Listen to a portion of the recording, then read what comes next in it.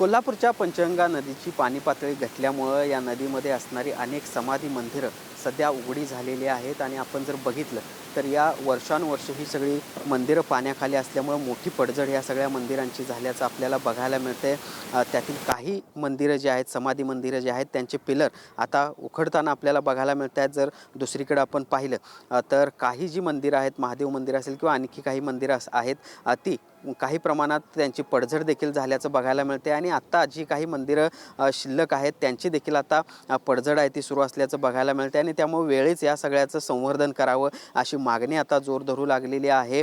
आणि त्यामुळं कोल्हापुरातील काही इतिहासप्रेमी जे आहेत ते यासाठी पुढे सरसावल्याचं आपल्याला बघायला मिळते। आपल्यासोबत या सगळ्या पंचगंगा नदीची स्वच्छता, त्याचबरोबर ही सगळा पंचगंगा नदीचा इतिहास जपण्याचा जे प्रयत्न करतात ते सगळे सामान्य नागरिक आपल्यासोबत आहेत, त्यांच्याकडून जाणून घेऊयात। काय सांगाल, काय नेमका इतिहास आहे या समाधी मंदिरांचा आणि काय नक्की आता अवस्था आहे? हे आता समाधी मंदिरं जर तुम्ही बघायला गेलीत आणि एक कोल्हापूरचं वैभव जर ते टिकवायचं झालं तर याची थोडी जपणूक केली पाहिजे। इथं जे आता तुम्ही खांब बघितलेत, हे खांब मोठे आहेत आणि खालचा भाग निमुळता झाला आहे। ह्याला जरा जरी डागडुजी केली तर हे परत वर्षानुवर्ष टिकू शकते। खरं शासन किंवा पुरातन खातं किंवा हेरिटेज हे याच्याकडं लक्षच द्यायला तयार नाही आणि आम्ही करतो म्हटलं तर ते आम्हाला करून द्यायला तयार नाहीत।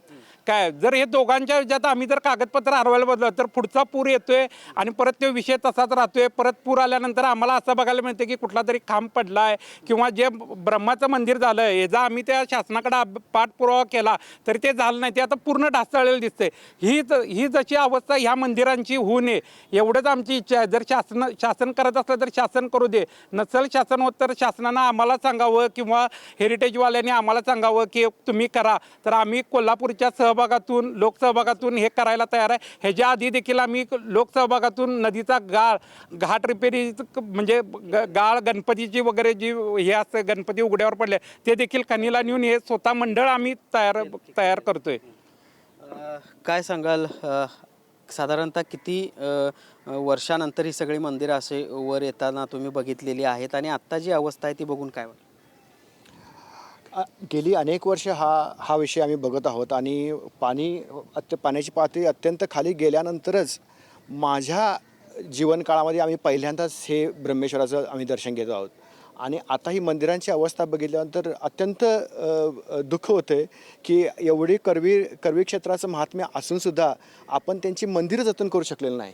त्यामुळं आता आम्ही इथले जे सगळे भक्त मंडळ आहे ते आम्ही सगळे एकत्रित येऊन या संवर्धनासाठी आम्ही प्रयत्न करत आहोत।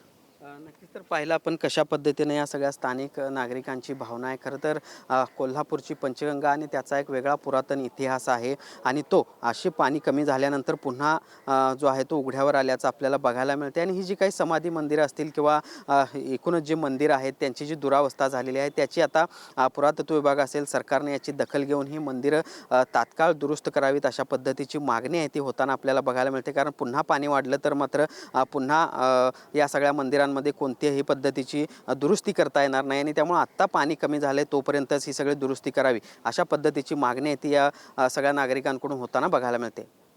भूषण पाटील, TV9 मराठी, कोल्हापूर।